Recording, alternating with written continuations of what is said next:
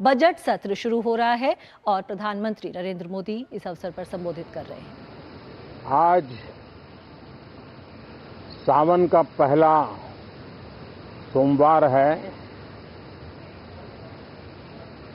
इस पवित्र दिवस पर एक महत्वपूर्ण सत्र का प्रारंभ हो रहा है और सावन के इस पहले सोमवार को मैं देशवासियों को बहुत बहुत शुभकामनाएं देता हूं। आज संसद का मानसून सत्र का भी आरंभ हो रहा है। देश बहुत बारीकी से देख रहा है कि संसद का यह सत्र सकारात्मक हो, सृजनात्मक हो और देशवासियों के सपनों को सिद्ध करने के लिए एक मजबूत नींव रखने वाला हो। साथियों, भारत के लोकतंत्र की जो गौरव यात्रा है उसमें ये एक महत्वपूर्ण पड़ाव के रूप में मैं देख रहा हूं। व्यक्तिगत रूप से मुझे भी, हमारे सभी साथियों को भी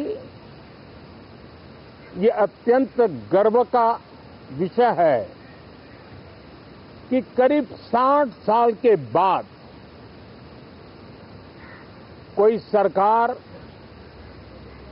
तीसरी बार वापस आए और तीसरी पारी का पहला बजट रखने का सौभाग्य प्राप्त हो।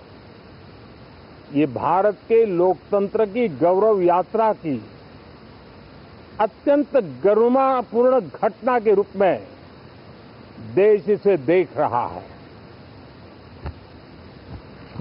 ये बजट सत्र है। मैं देशवासियों को जो गारंटी देता रहा हूं, क्रमशः रूप से उन गारंटियों को जमीन पर उतारना, इस लक्ष्य को लेकर के हम आगे बढ़ रहे हैं। ये बजट अमृतकाल का एक महत्वपूर्ण बजट है।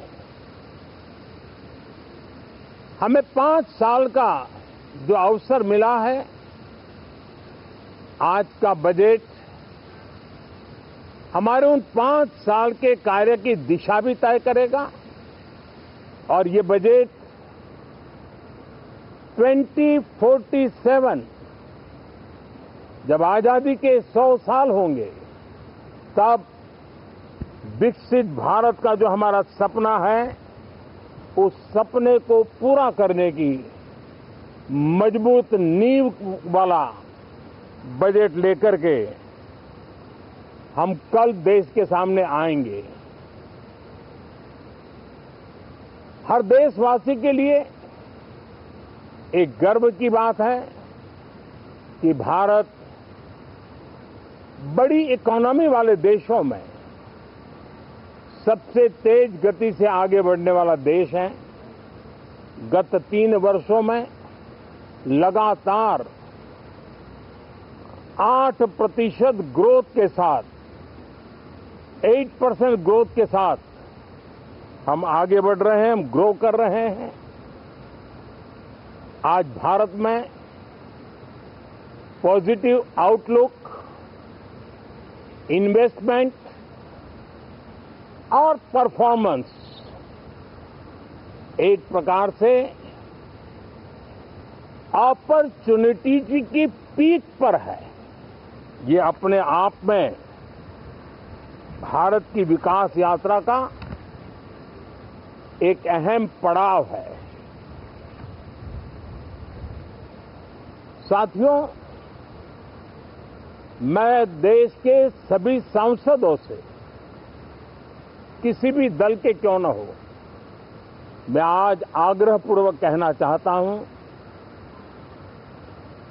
कि हम गत जनवरी से लेकर के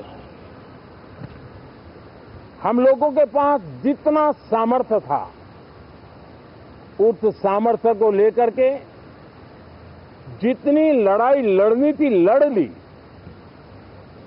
जनता को जो बात बतानी थी बता दी। किसी ने राह दिखाने का प्रयास किया, किसी ने गुमराह करने का प्रयास किया, लेकिन अब वो दौर समाप्त हुआ। देशवासियों ने अपना निर्णय दे दिया। अब चुने हुए सभी सांसदों का कर्तव्य है, सभी राजनीतिक दलों की विशेष जिम्मेवारी है कि हमने दल के लिए जितनी लड़ाई लड़नी थी लड़ ली। अब आने वाले 5 वर्ष के लिए हमें देश के लिए लड़ना है, देश के लिए जूझना है, एक और नेक बनकर के जूझना है।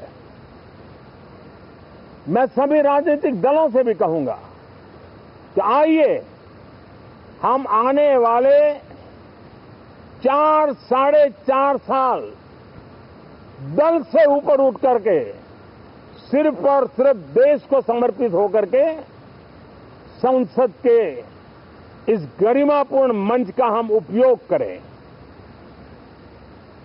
जनवरी 29 जब चुनाव का वर्ष होगा, आप उसके बाद जाइए मैदान में, सदन का भी उपयोग करना है कर लीजिए। वो 6 महीने जो खेल खेलने खेल लीजिए, लेकिन तब तक सिर्फ और सिर्फ देश के गरीब, देश के किसान, देश के युवा, देश की महिलाएं, उनके सामर्थ्य के लिए, उनको एम्पावर करने के लिए जन भागीदारी का एक जन आंदोलन खड़ा कर करके 2047 के सपने को पूरा करने के लिए हम पूरी ताकत लगाए। मुझे आज बहुत दुख के साथ कहना है कि 2014 के बाद कोई सांसद 5 साल के लिए आए, कुछ सांसदों को 10 साल के लिए मौका मिला, लेकिन बहुत से सांसद ऐसे थे जिनको अपने क्षेत्र की बात करने का अवसर नहीं मिला, अपने विचारों से संसद को समृद्ध करने का अवसर नहीं मिला, क्योंकि कुछ दलों की नकारात्मक राजनीति ने देश के संसद के महत्वपूर्ण समय को एक प्रकार से अपनी राजनीतिक विफलताओं को ढांकने के लिए दुरुपयोग किया है। मैं सभी दलों से आग्रहपूर्वक कहता हूं कि कम से कम जो पहली बार सदन में आए हैं, ऐसे बहुत बड़ी संख्या में हमारे माननीय सांसद हैं और सभी दल में हैं, उनको अवसर दीजिए, चर्चा में उनके विचारों को प्रकट करने का मौका दीजिए, ज्यादा से ज्यादा लोगों को आगे आने का अवसर दीजिए। और आपने देखा होगा कि पार्लियामेंट के नए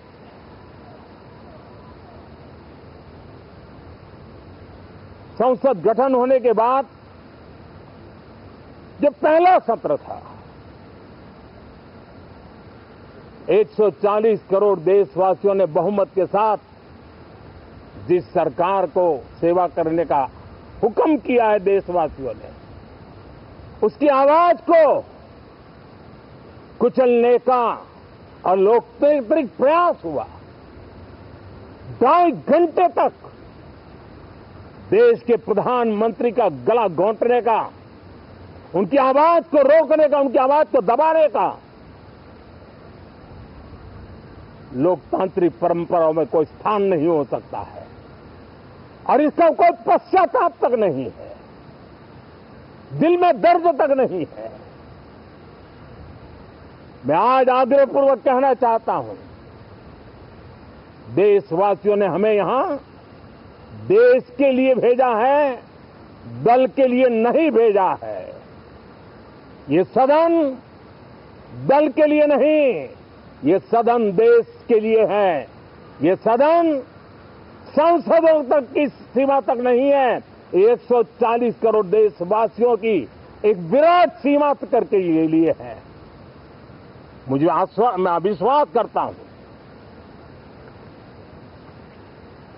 कि हमारे सभी माननीय सांसद पूरी तैयारी के साथ चर्चा को समृद्ध करेंगे। कितने ही विरुद्ध विचार होंगे, विरुद्ध विचार बुरे नहीं होते हैं, नकारात्मक विचार बुरे होते हैं। जहां सोचने की सीमाएं समाप्त हो जाती है, देश को नकारात्मकता की जरूरत नहीं है। देश को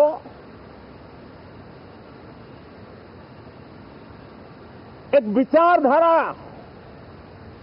प्रगति की विचारधारा, विकास की विचारधारा, देश को नई ऊंचाइयों पर ले जाने वाली विचारधारा से हमें आगे बढ़ाना होगा। मैं पूरी आशा करता हूं कि हम लोकतंत्र के इस मंदिर का भारत के सामान्य मानवीय की आशा आकांक्षाओं को पूर्ण करने के लिए सकारात्मक रूप से उपयोग करेंगे। बहुत बहुत धन्यवाद साथियों।